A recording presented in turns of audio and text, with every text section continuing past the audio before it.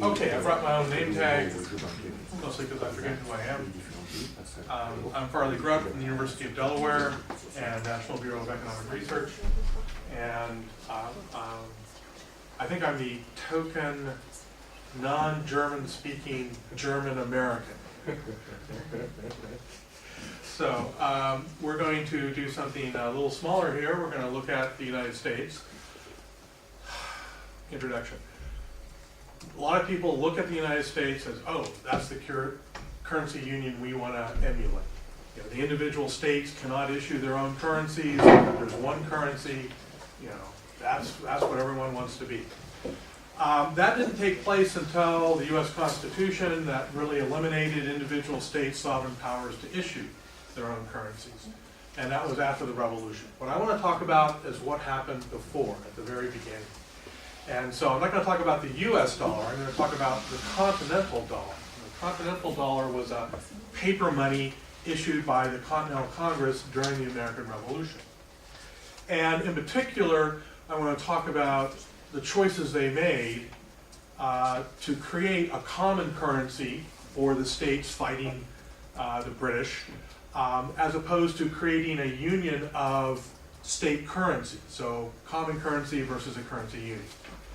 I have a little summary of what I'm doing. What makes this unusual is Congress created a common currency, the Continental dollar, while allowing the individual states to also keep issuing their own individual paper monies, different paper monies, and running their own individual monetary policies.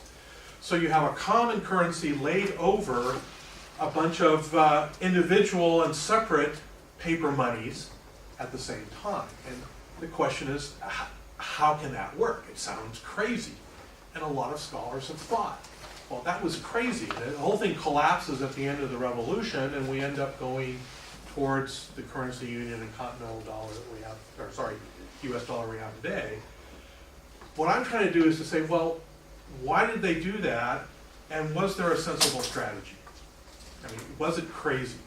And I think one of the problems in American historiography is they think the creation of the US Constitution in 1787 and the beginning of the currency union was made by genius founding fathers. But it's those same people who in 1775 created this system of the Continental dollar that everyone says is crazy. So you can't be crazy now and not crazy then. You know, I think there's some sensible story here that hasn't been exploited. So what I'm going to do is first show you a few pictures, and I'm going to have to run this a little. This is a PDF, so I don't have PowerPoint. Here is a Continental dollar. Notice the size of the denomination. That's what I'm going to be talking about a lot. This is $20, so that's a piece of paper. Now, the money I'm going to talk about is only paper. There's no coins at all. No coins were issued in any of these monies. They're all paper monies. The only coins in America at this time are foreign coins. So this is what Congress is going to issue in 1775, something like this. Now, individual states issued their own money, and it's very different. And I have a couple examples here. I have two from Pennsylvania. So this is a piece of paper money issued by this colony of Pennsylvania during the 7 Years' War, 1764. Notice the denomination. This is 3 pence as opposed to $20. Again, there's no small coins, so they're issuing paper in very small denominations. Here's during the American Revolution, 1776. Pennsylvania is still issuing their own money. This is an 18 pence piece of paper. And this was in what's known as Pennsylvania pounds, not in dollars. It's a different kind of unit. So you have monies, you know, every state was issuing their own pieces of paper money like this in Pennsylvania pounds or New York pounds or Massachusetts pounds, all different. And then the Continental Congress comes along and they're issuing this during the Revolution. So we got these things overlaid on each other. You know, how is this going to work? Let me start by giving you a brief story about how this came about. So, I will explain all the troubles with the British We know there are lots of troubles with the British. The Continental Congress got together, delegates from all the states got together in Philadelphia in May of 1775 in order to address the problems between the British and Massachusetts over closing of the harbor of Boston and things like this. This was still a peaceful exercise. And they were there to discuss like a trade embargo against the British, to make them change their mind.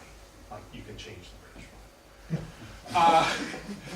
But when they met in May, events had already taken place that they hadn't counted on. A month before, fighting had broken out in Massachusetts. The initial battles of the American Revolution had occurred. The British had retreated to Boston. Massachusetts revolutionaries were besieging them in Boston. And without even a request, Americans from different states got their rifles and started marching to Boston to help fight the British. So men and resources were on the move. And Congress is sitting there saying, well, you know, this has gotten away from us. You know, this is supposed to be just a debate about trade, and now it's war. And so they're having to make a quick decision about what are we going to do. They wanted to form a united front against the British in Boston. And that first month, Massachusetts, that's where Boston is, Massachusetts shows up and says, to pay our soldiers, we're printing pieces of paper money. And we want you, Congress, all the states, to give it a currency, to accept it. So we can print it and pay our soldiers, but everyone else there'll be a common currency. And help the others, you know, talk to the other states and get them to accept it. Initially, New Hampshire, another state, gave Massachusetts paper money legal tender status that month in New Hampshire. Well, this scared a number of the colonies, a number of the states. And in the paper I talk about in it, there was, particularly New York State, sent instructions to their delegates in Congress. Now, Congress is just a voluntary body of delegates. It has no structure. You know, it works by consensus. You know, there's not going to be a government structure there for a while. But they do things by consensus and agreement. New York sent instructions to their delegates in Congress to say, and these were secret, they said, don't tell anyone this, but stop this. You know, don't obligate us to accept another state's money, and dissuade Congress from accepting this money. Instead, what else can we do? Instead, have Congress print their own money. You know. And so there really was a move to not have a union of state currencies, or an agreement like that, but to have a common currency, but still allow these states to do their own thing. So a kind of crazy composition. When people look at that, they you know, at least American economists shake their head and say, you know, this sounds crazy. How can this work? How can this possibly work?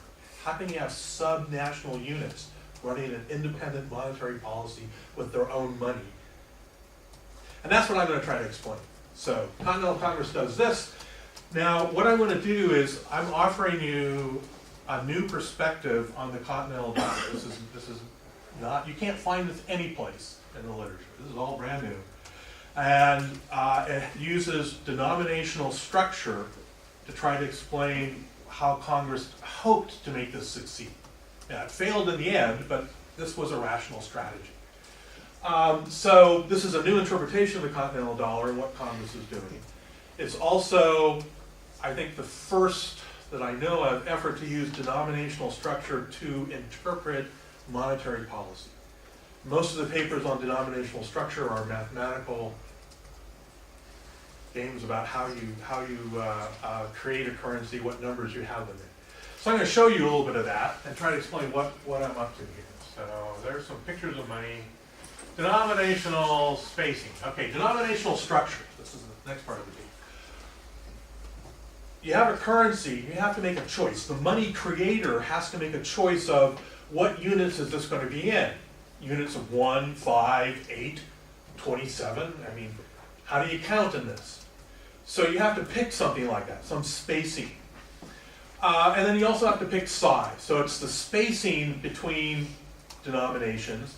as well as the relative size. Do we have really big money that people can't use, or do we have really tiny money that, you know, no one wants pennies? I don't know if it's like this here. You go to the United States and students today can't be bothered with pennies. They're so small and valueless, they just throw them on the ground. You know. So anyway, you know, what size should the money be? Let me talk first about spacing. In denominational theory, some of the first stuff was done, well, actually it goes back quite a ways, but Lester Telser, back in 1995, used a mathematical algorithm to try to show that if you wanted to minimize the cost of money production and still have the money be able to transact everything on a number line with the fewest number, cost minimization, you'd use a factor of 3, or a spacing of 1, 3, 9, 27. That's what your money would be in. Now, of course, we don't see that. Well, maybe a little bit in old British coins. You know, a 3 pence has always confused me. But mathematically, that would minimize the cost of creating units. A number of other scholars came along and said, well, minimizing the cost of producing money units isn't the only cost. There's the cost of consumer ease of computation. When you're engaging in trade and you got to make change, you got to be able to do that math in your head a little bit. And so you want numbers that are easy to calculate. And one scholar has kind of called that, you know, what you end up seeing a lot of is what he calls binary decimal triplets. I don't know what that means really. But it's something like 1, 2, 5, 10, 20, 50, and so on. You'll see that is a very frequent kind of usage. If you put the two together, minimize the cost of making units of money and making it easy to do computations, you tend to get denominational factors between 2 and 3. So a denominational factor is just the spacing. So you take a denomination, you take the next denomination, divide it out, and what's that? It's a lower bound of 1, obviously. You can't have 1, 1, 1, 1. That wouldn't work. So to give you an example, modern US dollar. We have 1 penny, 5 pennies, 10 pennies, 25 cents, 50 cents, $1, $2, $5, $10, $20, $50, $100. That's the spacing of the modern US dollar. The denominational factor, you know, if you take this and divide it by that, keep doing that in pairs, you get these numbers here, you average that out, you get 2.41.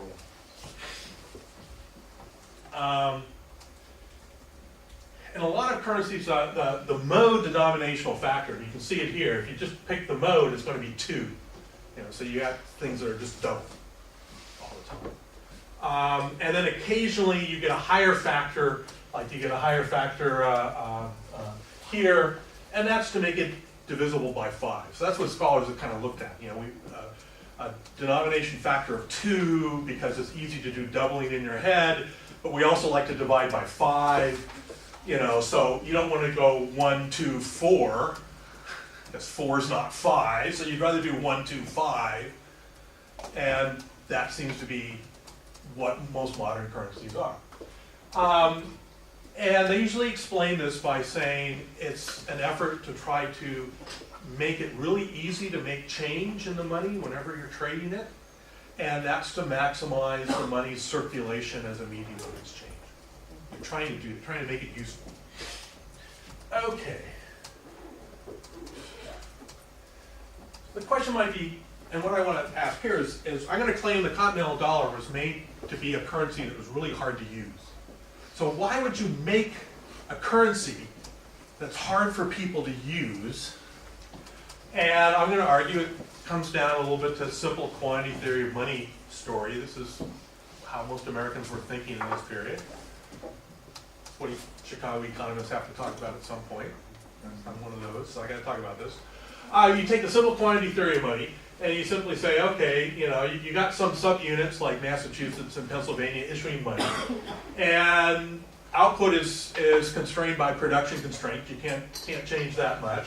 Velocity of circulation, V, is just how frequently people exchange this stuff, and that's kind of a cultural thing. So typically, you increase money, you're going to drive up prices.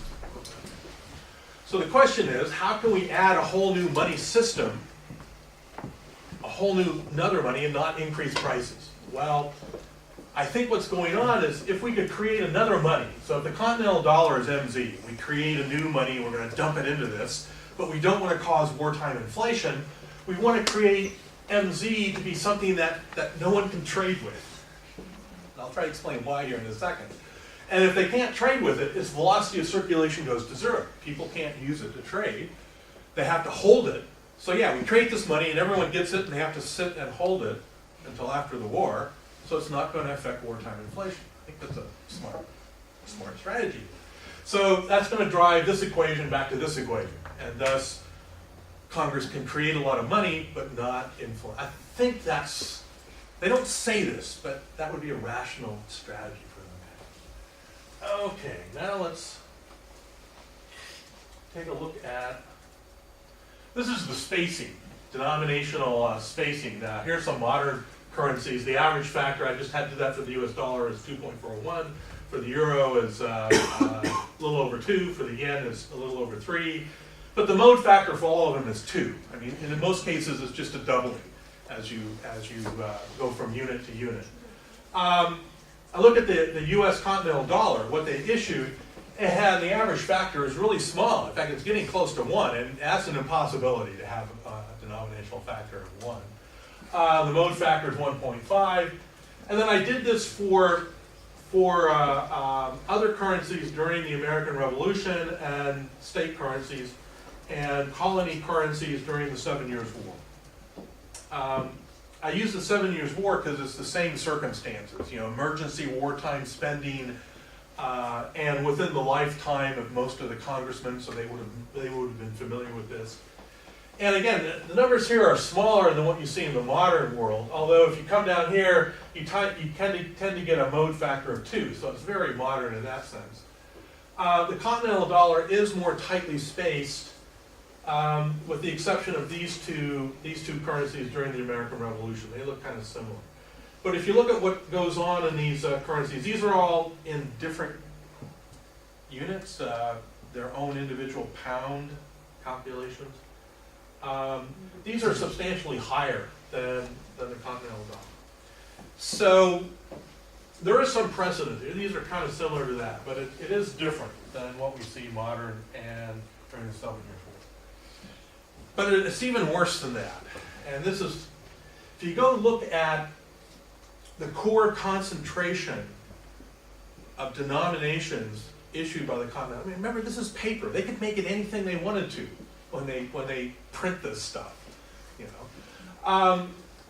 For each emission, there's a concentration of units in the sequence of $2, $3, $4, $5, $6, $7, $8. I have never seen any money anywhere. If anyone knows, please tell me. If anyone knows of a money that has that kind of unit sequence in it, I would like to know, because I just haven't seen it. You know, this has not been noted before. It is inexplicable and it is bizarre and crazy. Why would they do this? It looks like it serves no purpose in any kind of transacting mechanism. Okay, I'm going to try to explain this, and in part I have to do that by saying this is linked to not just the spacing, but the size, value size of what they're issuing. In the first couple of years of the war, most of the Continental dollars were used to pay soldiers. That was the primary, you know, we're going to field the Continental Army to fight the British. We got to pay them something. We're going to print that paper money, hand it to the soldiers. They have no choice. It's not made a legal tender. You can't force anyone to take it, but the soldiers have to take it. They have no choice there. You know. But in the marketplace, no one has to take it. Now, if you look at what soldiers were paid, and I do a little calculation in the paper of what a private was paid and how often he was paid. Just to give you an example, a month's pay for a private, once you deducted clothing, was $5. So if you said, I'm going to pay you by month, a month's pay, it's easy to pay you in really large bills, the fewest bills possible. I can pay you a 5 or a 2 and a 3. In other words, I'm going to pay you in some really large, I'm trying to figure out the fewest bills to pay you, and they're going to be really large bills. And so I think part of this tight sequence is simply looking at, I owe you money, what's the fewest large bills I can use, and stick you with them. And I think the hope was that the soldiers would take this pay and say, these are really large, I'm just going to hold on to them until after the war. I should go to Spanish silver dollars, into pound sterling, and then into 212 US dollar equivalent. So I do a conversion to try to get a common unit. I'm going to use this in 212 US dollars to give a sense, at least to Americans, a sense of how big these units were. So you take the US Continental dollar and you say, okay, what percentage of the units issued were at this value or below? And there's nothing below a $5 today, a $5 bill. That'd be comparable to a €5 bill. Nothing exists, no coins, no notes, no nothing. There's only about a little over 3% that are in units that are below a $10, say a $10 euro note, something like that. Most of the value is over $50. So think about a world where the only money you have are 50 euro notes, and you're walking around and you're trying to buy cigarettes. And, my God, you know, I mean, they're going to have to make change in something else. They're going to have to give you book credit or some other money, someone else's money, or give you pieces of candy as change. I don't know. It's going to be really hard to use as money, and that's going to slow down the velocity of circulation. I try to compare that to what else? During the American Revolution, if you look at these other currencies, you get a couple where 56% of Pennsylvania's paper money, the units, were under $5 in value. That's small money. That's like printing coins. New York currency, very similar. New Jersey and Virginia, again, under $10, you get a vast number in these smaller denominations. So what I think is going on is a separation where they're saying, okay, the state monies are going to be the transacting monies, what people use in the marketplace. That's small denomination. The Continental dollar is going to be big money.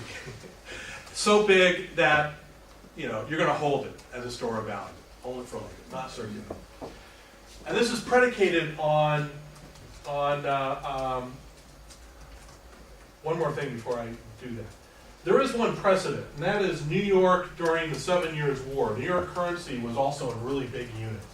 No one's noticed this before. This is like the first time, I think I'm the first one to notice this. I don't know why. There's no explanation out there. But it provides a precedent for what Congress did. So maybe, you know, New York, besides saying we don't want a currency union, we want a common currency, maybe they said, hey, if you want to make it work, issue it in big values. In order to make this work, there also cannot exist money entrepreneurs that can set up and make change. So, for example, say you try this strategy, and I'm going to try to issue some really big money that people can't use. Well, I can make money by saying, give me that money, and I will issue private money, like banknotes, and I will use this on reserve, and you can come claim it, but I can issue private money in small denominations that you can use. So a money entrepreneur can undo this policy really easily. What I think is going on during the American Revolution is, first of all, you don't have a banking structure. There are no banks at all in colonial America. Again, we blame British regulation for that. But during the war, you're not going to form banks. The first successful bank in North America doesn't occur until 1781, so that's after this period. And then there's also the issue of, for this to work, you'd have to take an inside paper money, the Continental dollar, and use that as a reserve against issuing private banknotes in small denominations. Well, no one had ever used an inside paper money as a reserve for another inside paper money. I mean, that was unthought of and unheard of yet. And we don't really see that until we get into, at least in the US, until we get into the mid-19th century, where all of a sudden banks can start using government bonds as reserves against banknotes, things like that. So I think Congress is saying, you know, no money entrepreneurs can unsolve this problem. If the war is short, we've solved it. We can issue this common currency. It's not a problem. People, soldiers will just hold it. show you the graph. This may be the last graph of its kind because my computer died and my DOS programs with them. If any of you have old DOS programs and try to use them now, it's like impossible. Microsoft has killed it off. Anyway, this shows the same thing. Here's the Continental dollar, here's New York, here's the state currencies being issued. Small denominations, in terms of value. Real separation. Okay, to kind of end this up, this whole system unravels on Congress because the war takes longer than they start. In 1775, they thought the war might last 5 years, something like that, and things would go back to normal after that. As the war goes on, they have to issue more and more Continental dollars, and they run into a problem. When they're just paying soldiers, and they're just saying, hey, here's your paper money, good luck using it. When they're just paying soldiers, it's not a problem. But by 1777, most of their spending is on supplies, not on soldiers' pay. And they have to go to the marketplace, and they have to say, we need to buy food, and we need to buy wagons and things like this to support the war. And purveyors in the marketplace just say, we don't want to take this stuff. So what they have to do is they have to force the circulation of Continental dollars. And they do this by asking the states to make the Continental dollar a legal tender. So it's not a legal tender for the first 2 years of the war. And they go to the states and they say, make it a legal tender so we can force to use it to buy supplies. The minute you make it a legal tender, you make an equivalence between the Continental dollar and the state currencies. And thus you can force people to make change one to the other. And I think that starts to then make the Continental dollar circulate, along with the fact that they issued a lot of this stuff. And so the long war basically overwhelms the system by the massive magnitude of what they had to do. Now, why I think Congress, this was the strategy. They didn't come out and say this. You can't go to the journals and have them say, this is our strategy. This is what I'm interpreting, but there's some consistent evidence here. Late 1775, early 1776, after the first two emissions of about 6 million Continental dollars, they get together and they say, let's call that money in, and let's reissue it an even bigger notes. In other words, as big as the Continental dollar is in terms of value, they wanted to make it even bigger. Benjamin Franklin wanted to do that, and they didn't, but that was the goal. By 1777, they turn to the states and they say, we want you to stop issuing big bills, but you can still issue small currency, which really says that they were thinking in terms of this dichotomy. Continental dollar is big money, state currency is small money, as far as that goes. The last thing I want to point out is most of these states, when they issued paper money, also issued a reserve to exchange for worn bills. So you got this paper money, it doesn't hold up well. It gets circulated a little bit, it starts to get torn, ragged, and you take it to the Treasury and you say, I want a replacement. And they'd have a reserve to replace this with. Colonial New Jersey, Colonial Maryland had reserves that ran as 12% of what they issued, or up to sometimes larger, 40% of what was issued to do this. In other words, the expectation was this stuff would go hand to hand and get worn out. You had to replace it. Congress only had one reserve of Continental dollars, and that was only 10,000 Continental dollars, and they issued 20 million. So we're talking 0.002%. So, they didn't expect this stuff to circulate. They didn't have a reserve to replace worn bills. They didn't expect worn bills. And so again, that's a little evidence saying that their expectation was that this stuff would be too big to circulate. And that's how they'd solve this problem. That's the end. It came to an end because we beat the British, but we lost the financial war. The U.S. Constitution, all these people got together in 1787 and said, let's form a U.S. Constitution. And one of the key features in the U.S. Constitution was it said states can no longer issue their own paper money. So that's outlawed in the U.S. Constitution. What a lot of people don't know, and there's some disagreement over, is the Constitution also prohibits although it's not written into it, the national government from issuing this kind of paper money again. So basically, the Constitution says no governments, no legislatures can issue paper money.